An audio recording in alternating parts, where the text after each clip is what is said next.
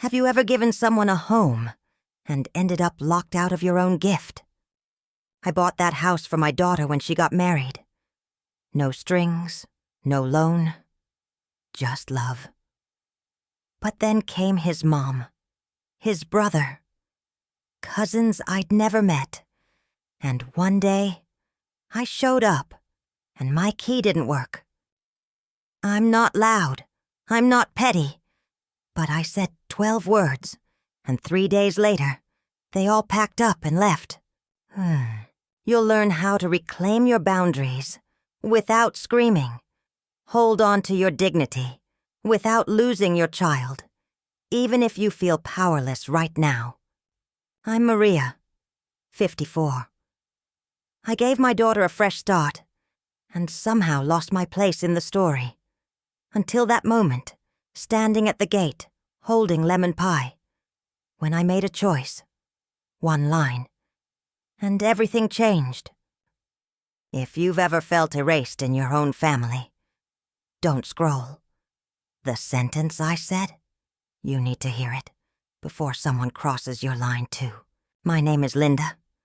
I'm 62, retired after nearly 4 decades as a public school teacher.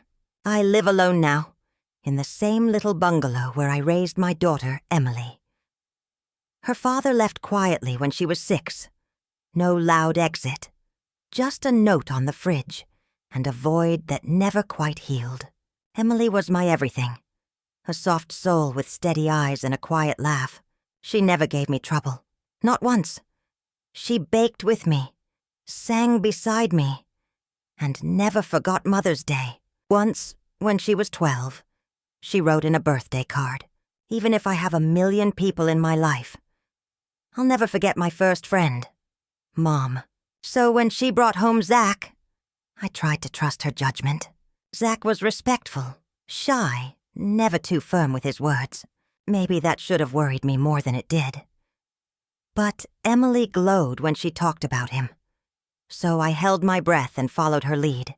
They had a small wedding out by a vineyard. Simple, sweet, nothing flashy. I bought her dress. I made the favors. I danced to her father-daughter song. Alone. After the honeymoon, they rented a little 1-bedroom near downtown. Rent was tight. Emily juggled 2 jobs, waitressing and part-time bookkeeping. Zach freelanced from home, always between contracts. One afternoon, over tea, she said, "Mom, we're dreaming of a house with a yard. Maybe a lemon tree." I didn't blink. I said, "You'll have it." I liquidated half of my retirement, pulled from my savings, and found a villa just outside town. It wasn't fancy, but it had warmth, real wood floors, sun in every room, and yes, a lemon tree. I told her, "This is yours." But I didn't put her name on the papers. Emily wept when I handed her the keys, wrapped in red ribbon. Zach said, "This changes everything." I smiled, but something in my gut whispered, "Hold the deed." So I did, for a while. It felt right. They invited me every weekend. Emily made pasta from scratch. Zach grilled, and we'd laugh under string lights. I told myself this is what peace feels like. But peace has a strange way of slipping. Zach lost his biggest client. Then his mother visited for a few days. Then his brother. Then his aunt. The house got louder. The guest rooms filled. I'd call Emily, and I could hear other voices in the background. Bossy. Dismissive. Not hers. I brought over a pie once. Zach's mom opened the door halfway and said, "We're in the middle of dinner." That was the beginning of the shift. Suddenly, I wasn't being invited anymore. They said they were busy. Emily's texts grew shorter. "Can't talk now, Mom. Another time, okay?" I didn't write their names on the title, but they acted like I didn't exist. Then came the day I showed up with lemon pie and found my key no longer worked. A young woman I didn't recognize opened the door and asked, "Sorry, do you have a delivery?" That moment cut deeper than silence. But what they didn't realize was this. The house wasn't theirs, and I hadn't even begun to speak. It started with the curtains. One weekend they were soft linen, cream-colored. The ones I picked out because they made the kitchen look like sunlight was always visiting. The next weekend, they were gone, replaced by thick, burgundy drapes that blocked everything out. Then the scent in the air changed. I used to smell rosemary, garlic, and clean wood polish. Now it was incense, heavy, cloying, and the dull, waxy scent of a statue placed in the corner of the living room. A large bronze Buddha that hadn't been there before. I didn't ask. I smiled and bit my tongue. Emily said, "Zach's family just brought a few things to make it feel more like home." I remember the word that stuck with me. More. Not our home. Not his home. Just home. Then came the paint. They painted over the soft sage green walls. My favorite. With bright maroon and charcoal gray. I walked in one afternoon with fresh bread, and the hallway I once admired had turned into something that felt like a motel lobby. They wanted something bolder, Emily said, avoiding my eyes. Each time I visited, something else changed. The dining table was swapped out. The rug I'd bought was rolled and tucked behind a closet door. Even the family photos, pictures of Emily as a child, ones I had framed myself, were replaced with Zach's extended family, cousins, aunts, faces I didn't know, staring back from glossy prints on the mantel. Still, I kept coming. I told myself this was her life now. I was just a guest, but that guest pass had an expiration date. One Sunday, I arrived with a pie, pecan, Emily's favorite.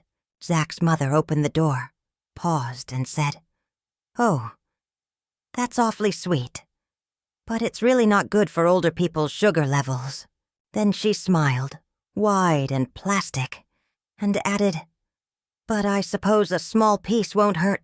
I felt the sting all the way to my spine.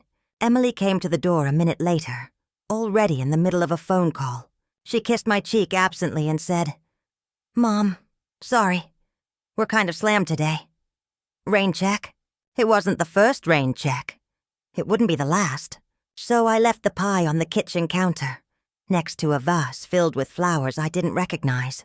No one offered me a chair. No one asked if I'd eaten. They just kept talking over me.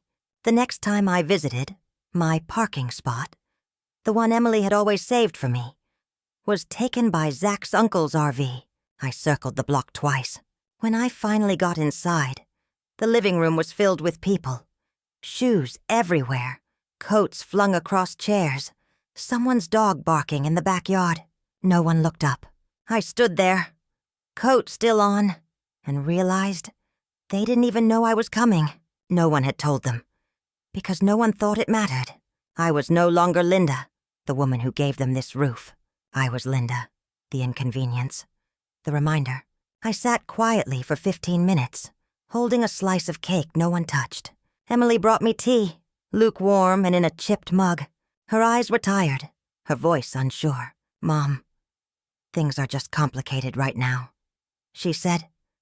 "They're going through a lot." I nodded. But what I wanted to say was, "And what about me? What about the woman who made this life possible for you? Who saved every cent so you'd never have to rent again? What about the mother who thought this house would bring us closer, only to feel more distant than ever?" I didn't say any of it. I left early. In the parking lot, I sat behind the wheel and cried. Not because I was angry, but because I finally saw the truth. I hadn't given her a gift. I'd given her a fortress, one I could no longer enter. And the worst part? Emily had the key to both. Weeks passed. Invitations stopped altogether. The text slowed. Then came the week of my birthday. No call, no card, not even a text. I spent that day at home, a lemon pie cooling on the table. I stared at it for hours. Then I ate a slice in silence. No one came. I thought, maybe she forgot. Maybe Zach's family planned something. Maybe, but no. 2 days later, I saw a photo on social media. Emily at a brunch. Zach's mother beside her, holding a cake that read, "To the best family ever." I wasn't in the photo. I wasn't even in the caption. That night, I opened the drawer with the deed inside. Still crisp, still untouched. I stared at it for a long time. Then I closed the drawer, turned out the lights, and whispered to the dark. I thought silence was grace. I thought holding back meant giving space. I thought love would be remembered. I was wrong. The next morning, I made a list, not of things to fix, not of things to forgive, but of every single time I'd allowed myself to shrink just to keep peace. The jokes at my expense, the comments about old-fashioned tastes, the glances Zach gave whenever I offered advice, half polite, half dismissive, the quiet ways Emily avoided taking sides, how she'd shift the topic, change the subject, or look away. I realized something chilling. I hadn't lost my daughter overnight. I'd been losing her by inches, one quiet compromise at a time. The woman who once held my hand at dentist appointments now stood silent as others erased me room by room. Still, I wasn't ready to let bitterness in. Not yet. I needed clarity, and I needed to see it one last time for myself. So the next weekend, I drove to the villa again. No one answered the door. Through the window, I saw them laughing at the dining table. My dining table. The one I bought at a fall clearance sale 12 years ago. Zach's brother was carving meat. His mother poured wine into the glasses I once wrapped in newspaper and carried across town. My name wasn't in the room. My presence wasn't in their rhythm. I wasn't just forgotten. I was erased. I left without knocking. Back home, I stared at the lemon pie on my counter.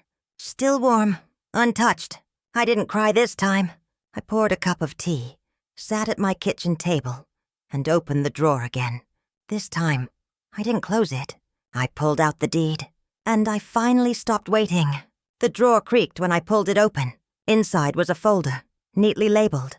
Edges worn from time, but corners still sharp. I hadn't touched it in over a year. I think some part of me had been afraid to. I laid it flat on the kitchen table, next to the untouched pie. Then, slowly, I flipped it open. There it was. The deed, the contract, the receipt. All of it signed, sealed, and notarized in my name. No Emily and Zach. No joint ownership. Just me, Linda Marie Thompson. There it was, in bold ink, unshakable. I ran my fingers over the signature at the bottom. The slight wobble in my handwriting. The way I pressed too hard with the pen. The notary stamp still shone under kitchen light. I didn't feel triumphant. I felt clear. Everything they had painted over, rearranged, dismissed. None of it changed the one fact they had forgotten. I still owned it all, for a long time. I just sat there, holding that thought like a warm stone in both hands. Then I stood up. I didn't scream. I didn't make threats. I didn't post about it online. I made one phone call. "Hello, is this Marlene?" I asked, my voice steady. "It's Linda Thompson. I need a quiet consultation about a property I own. No rush, but I'd like it this week." Marlene had been my real estate attorney for over a decade. Smart, no nonsense, and always a fan of plain facts over drama. We met on a Thursday morning in her office, a place that smelled faintly of old leather and legal paper. She skimmed through the documents I brought. Her brow furrowed at first, then slowly lifted into a grin. "Well," she said, "they certainly made themselves comfortable, didn't they?" They did. No rental agreement? None. No transfer of title? No. She tapped the paper with a pen and leaned back. Then technically, she said they're squatters. Polite ones, maybe. But still, I blinked. That word, squatters. It sounded harsh, but also correct. "So what are my options?" Marlene shrugged lightly. "You could file for eviction. It would hold. But it gets messy. I don't want messy." I said, "I want quiet." She studied me, then nodded slowly. "In that case," she said, "you might only need one thing." I raised an eyebrow. "A sentence," she said. 12 words, give or take. Delivered in person, with the papers in hand. Nothing aggressive. Just clear. I smiled. That night, I wrote the sentence down on a yellow sticky note. 12 words. Sharp as glass. A sentence they wouldn't expect and couldn't argue with. I practiced it twice aloud.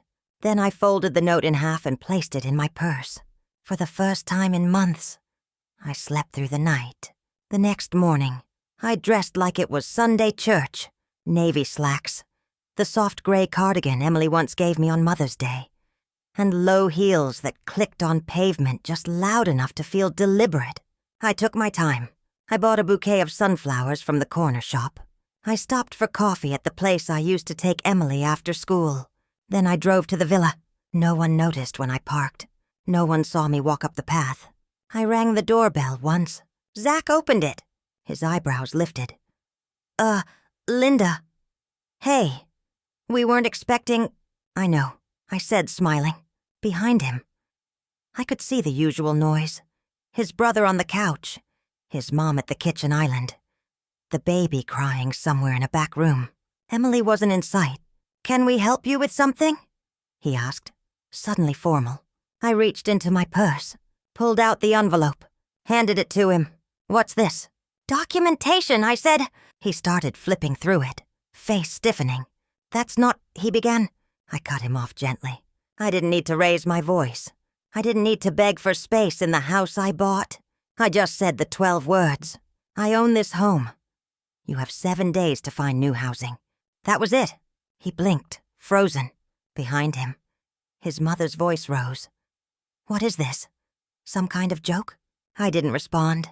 I stepped back onto the porch, turned, and walked away. I didn't slam the door. I didn't say another word. But the silence I left behind felt louder than anything they'd ever said to me. I drove straight to the lake after that, parked by the bench Emily and I used to sit on during spring picnics. I watched the water ripple, slow and certain, like it knew everything, and said nothing. A group of teenagers laughed nearby. I smiled to myself, remembering the first time Emily dared to skip a rock. She missed, of course, but I clapped like she'd hit a target. Those memories, they were mine, untouched. No one could repaint them. No one could move in and rearrange them. For the rest of the day, I didn't check my phone. No calls, no apologies, no angry messages. And honestly, I didn't expect any. But that evening, just after sunset, the phone did buzz. "Emily." I hesitated before answering.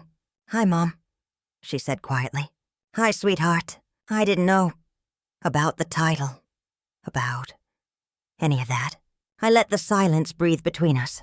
"I just thought it was all ours," she added. "That you gave it away." "I did give it," I said, "but not to them." She didn't speak for a moment. "I'm sorry," she whispered. There it was. Not loud, not grand, but real. I didn't say I forgave her. Not yet. But I did say, "Thank you for calling." And then I said goodnight. In the end, I didn't need lawyers or noise or battles. I just needed 12 words. And the strength to finally say them. I chose a Sunday. Not just any Sunday. The kind where the sky stayed clear just long enough for people to plan something. In their case, it was a backyard barbecue.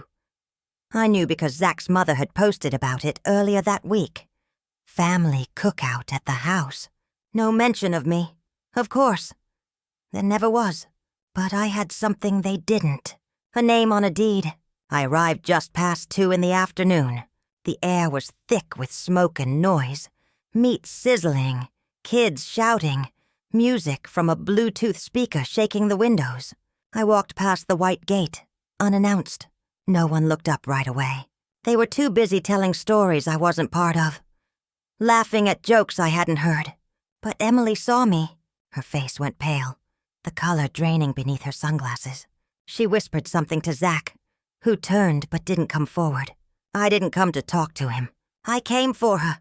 I walked straight to the patio and said, "Emily, can I borrow you for just a moment?" She hesitated, then nodded.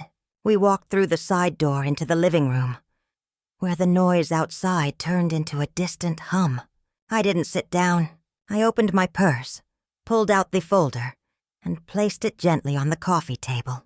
I need you to hear me fully before you say anything, I said, and don't speak for anyone else. Just for you. Emily stayed quiet.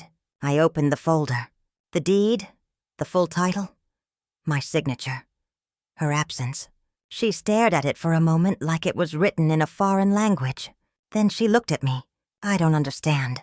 You don't have to, I said calmly. Just know that next month, I'm selling this house. Her eyes widened. What? You can't, Mom, I live here, we live here. I nodded slowly. I know, but no one here is a tenant.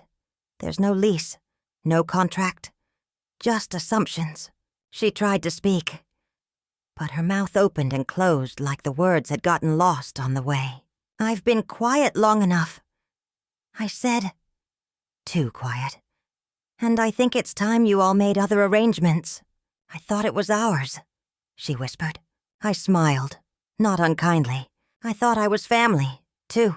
Before she could answer, a voice stormed in behind us. It was Zach's mother, holding a pair of tongs like they were weapons. What's going on here? What is this? She snatched the top paper from the folder and skimmed it, face turning red. You can't just walk in and start making threats. Linda, I didn't flinch. It's not a threat. I said, it's a notice. Legal and binding. She opened her mouth again. But Emily stepped in. Mom, please, let me talk to her. That was the first time in months she'd called me that. Her mother-in-law froze, tongue pressed to her teeth. She turned and stormed back out, shouting something about ungratefulness and that woman. Emily sat down, suddenly much smaller than I remembered. Why didn't you tell me earlier? She asked. Because I hoped you'd remember who gave you this, I said, without needing paperwork to prove it. She rubbed her eyes. And for a second, I saw my little girl again, curling up in my lap after long school days. You're serious? She asked quietly. Yes. The house goes on the market in 3 weeks. We sat in silence, not heavy, just still. Then she nodded. I understand. Outside. The music was louder than ever, but the tone had shifted. Zach's brother passed by the window, then slowed. He saw the folder. He kept walking, fast. Zach never came in. He knew. They all knew. By dinner, the barbecue was over. The chairs were folded, the trash cans full. The laughter faded early. No one looked me in the eye when I passed. No one called me Linda. They called me Miss Linda, respect born too late. But I didn't gloat. I didn't smile.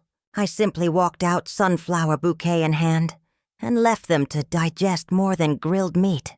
That night, I poured myself a glass of wine, opened the window, and felt the breeze carry something out of me. It wasn't revenge. It was release.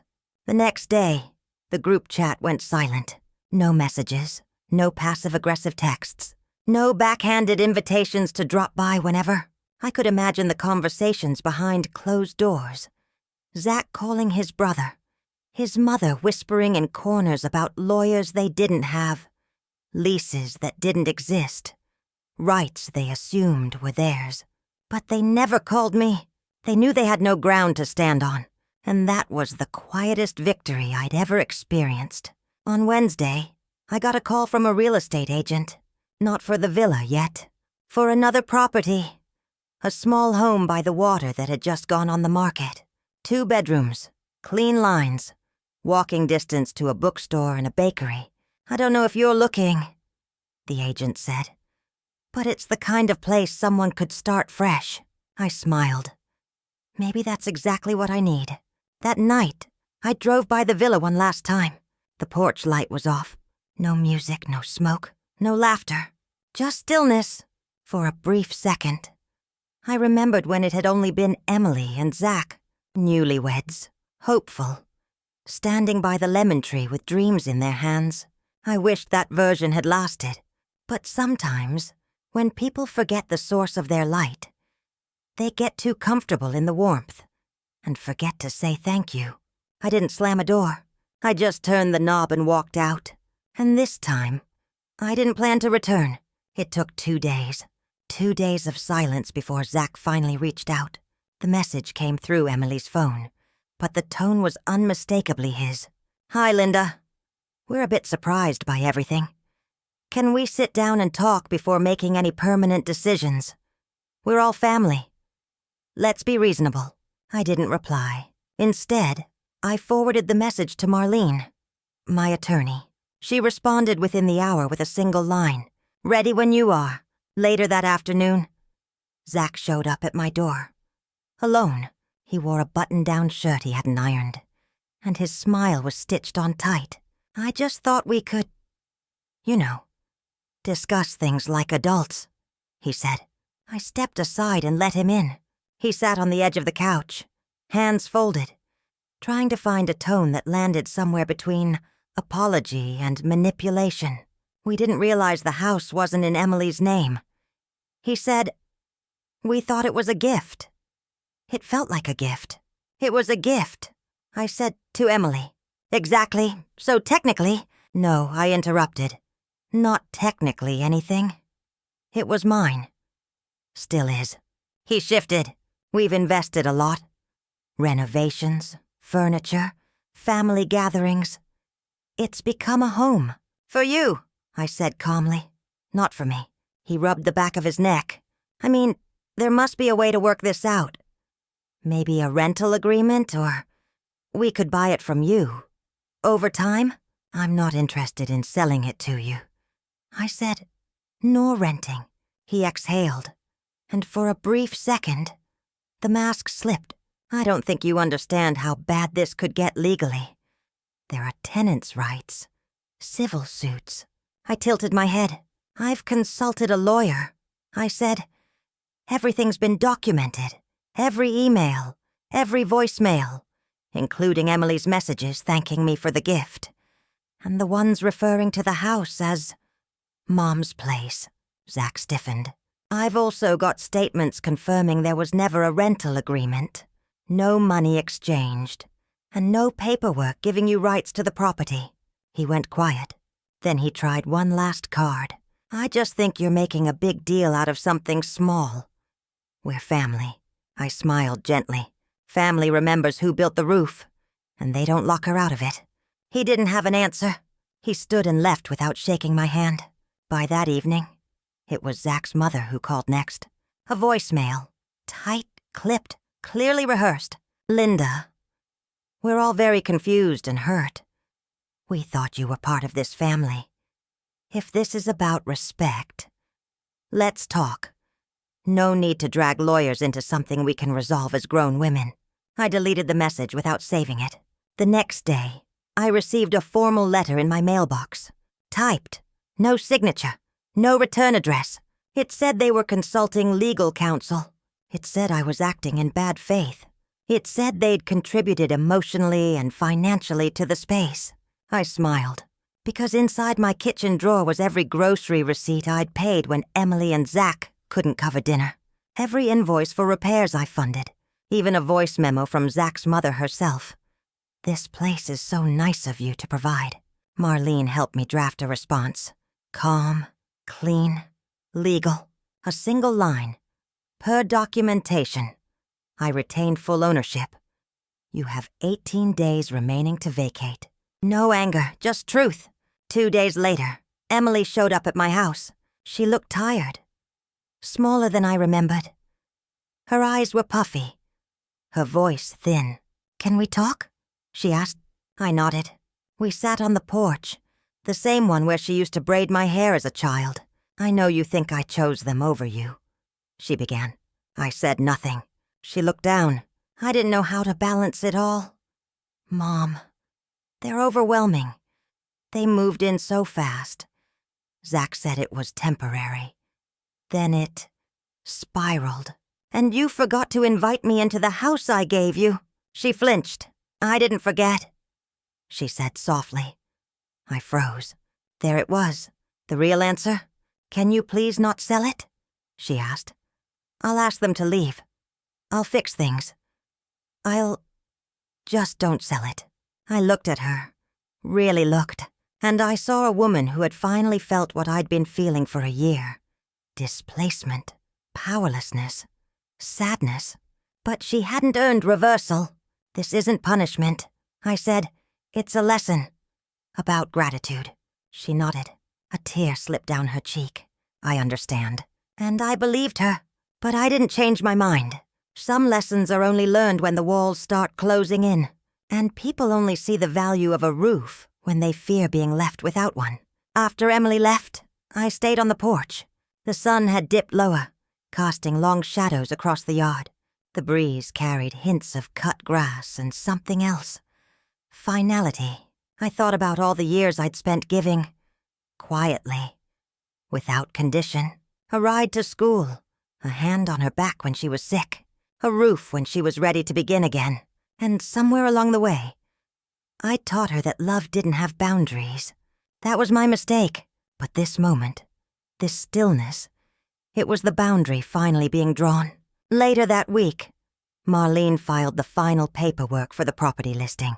A new lock was installed, a notice posted as required by law. No one fought it after that. The threats faded into silence, and slowly, the house began to empty. One cousin left, then another, then the aunt, until finally, it was just Zach and Emily, standing in a house that had never really belonged to them. Emily sent a message that last night. We'll be out by morning. Thank you. For everything. I didn't reply. Not out of anger. But because some goodbyes don't need punctuation, they just need peace. 3 days. That's how long it took for the house to empty. No fanfare, no farewell party. Just a quiet shuffle of cardboard boxes, deflated egos, and second-hand furniture being loaded into borrowed trucks. By the third night, the lights in the villa were off. And for the first time in months, I felt like I could breathe in that part of town again. Emily was the last to leave. She stood by the lemon tree, the one I had asked the gardeners not to cut when I first bought the place. Its fruit hung low, as if bowing with quiet memory. She had a duffel bag in one hand and a cardigan in the other. Her eyes looked swollen, like sleep had stayed away for more than one night. "Mom," she said, "I don't blame you." I nodded. "I just wish I'd said something sooner," she added, "before it all got so big." "So did I," I said. She bit her lip, then stepped forward. "I found a little apartment, just for me. No Zach, not for now. I need space to think." I didn't ask her why. I didn't ask what had finally pushed her to draw the line. Some answers reveal themselves by what's left behind. She looked up one last time at the second-story window, then back at me. "I'm sorry I let them push you out of your own gift." "You didn't push me out," I said. "You just forgot to hold the door." She winced, but nodded. Then she walked to her car and left. I stayed a while longer, watched the wind nudge the lemon branches gently. Then I pulled the for sale sign from my trunk. I didn't hesitate. The agent called it a hot property. It sold in 5 days, above asking price. I never stepped foot in it again. Instead, I drove south. The new place wasn't big, but it had a small porch and a view of the ocean. At night, I could hear the tide coming in, soft and steady like a breath. There were no trophies on the mantel, no voices arguing over remote controls. Just me and peace. One afternoon, I sat down with a pen and a manila envelope, not to write a letter, but to rewrite my will. The old one was written years ago, when hope still carried familiar names. I read through it line by line. Emily's name stayed, of course, but Zach's, his family, the vague mention of shared property, gone. I replaced it with something simpler. If she remembers love, she will always find a home here. No promises, no punishment. Just a quiet clause built on respect. After I signed the papers, I made tea and sat by the window. A gull passed overhead, crying something wild into the wind. I didn't cry. I didn't smile. I just felt whole. People say you can't take back a gift. Maybe that's true. But you can reclaim what a gift was meant to protect. Your boundaries. Your voice. I didn't get the house back, but I got my voice back. And for the first time in years, It was louder than any silence I'd ever accepted. That evening, I walked along the shoreline. The wind tugged at my sleeves and salted the edges of my breath. But I kept walking. The sand was cool beneath my feet, firm where the waves had just receded, soft where it waited untouched.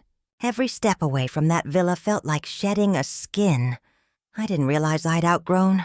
I passed a small group of neighbors sitting on their porches. One waved. I waved back. No one here knew my history. No one here looked at me and saw the mother who gave too much. They just saw a woman walking by the sea. And that was enough. Back home, I rearranged furniture for the first time, not to please anyone.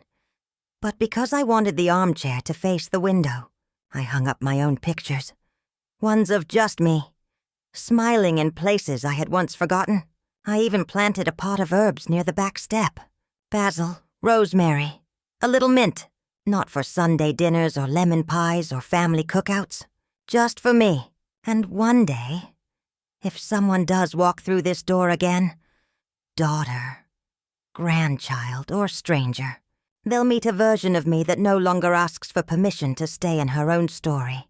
I may have lost a house, but I found a home within myself, and no one will take that from me again.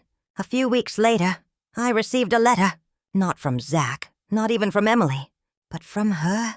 Emily's handwriting hadn't changed much, still slightly tilted, still pressing too hard on her vowels.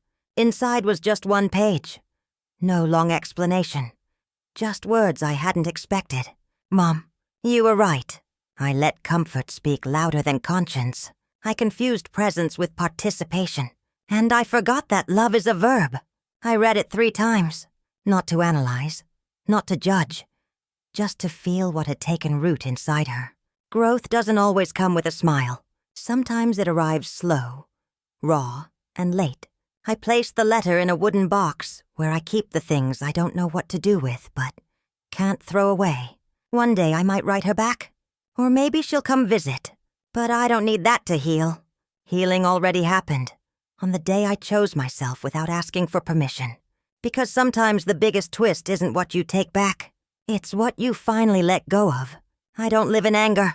Not anymore. The new house by the water has soft walls and gentler light. There's a little market on Tuesdays, and a neighbor who waves each morning while walking her terrier. The breeze is different here. Less like a memory, more like a reminder. This is your life now. Emily visits sometimes, not often, not out of guilt. Just when she needs to. She brings flowers, usually store-bought, sometimes wild if she's been out walking. We sit on the porch, side by side. Sometimes we talk, sometimes we don't. And that's okay. One Sunday, she brought lemon bars. Homemade. She said she still remembered the way I liked them. Less sugar, more zest. We ate them quietly. And for the first time in a long time, I didn't feel like I had to forgive her. Because I already had, but I didn't forget. Forgetting would mean erasing the part of me that learned. That changed. That built herself back, brick by brick, after giving everything away and watching it disappear. There's a difference between peace and amnesia. I still walk the beach, still sip tea on the porch. I still hang pictures of people I love, past and present. But now there's one photo missing, not out of spite, out of space. Space I've reclaimed for myself, because loving someone doesn't mean losing your voice. It doesn't mean folding small so they can feel tall. It doesn't mean standing outside a door you built while someone else changes the locks. If I could speak to the version of me who once waited outside that villa with lemon pie in hand, I'd tell her, this is not the end of your kindness, but it is the end of your silence. And if you're listening now, yes, you, the one who's given and still feels like a stranger in your own life, hear this. If they treat your silence like weakness, break it. Even just one line. One line can reclaim a roof. One line can rewrite a will. One line can remind the world that you were never meant to be background in your own story. So say it. Say it soft, or say it strong, but say it for you. And if this story felt like yours, if you've ever been quietly pushed out of a place you built with love, share your story below. You never know who's listening, or who's ready to speak next.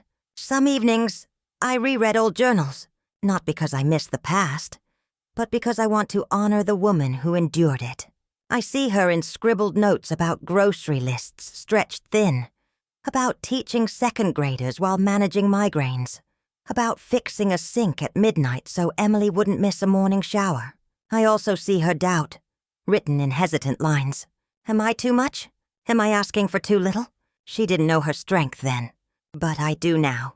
That woman paved the path I walk barefoot today. Stronger, not harder. I've started painting again. Nothing fancy, just small canvases, coastal sunsets, lemon trees, silhouettes of quiet women standing on doorsteps. They're not for sale, they're for memory. And when I send birthday cards now, I don't tuck in money. I tuck in truths. Things like, speak up even if your voice shakes. Love should never cost your boundaries. Family is who respects your silence and listens when you break it. Emily once asked if I'd ever move back to the city. I smiled and said, why would I leave peace to chase noise? She nodded. She understood. Because peace, when earned, doesn't echo. It settles.